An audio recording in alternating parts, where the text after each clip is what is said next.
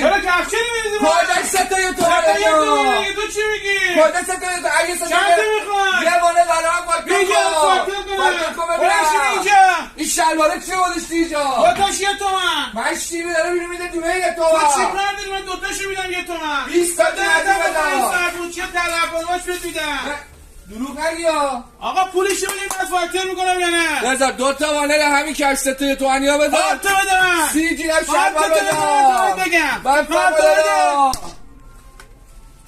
این چیه دادی؟ 4 تا بده یا بابا 3 تا برای من میبره بالا به تو میگم مشتری خوب حالا چی برات بنویسم دوست عزیز 3 تا وانل کفش 3 تا یه تومن خیلی مدل داریم 30 جیرم شلوار 30 جین خیلی الان فاکتور در میام چهار اینجا تایه. بگم برات آب هویج بیارم خیلی ممنون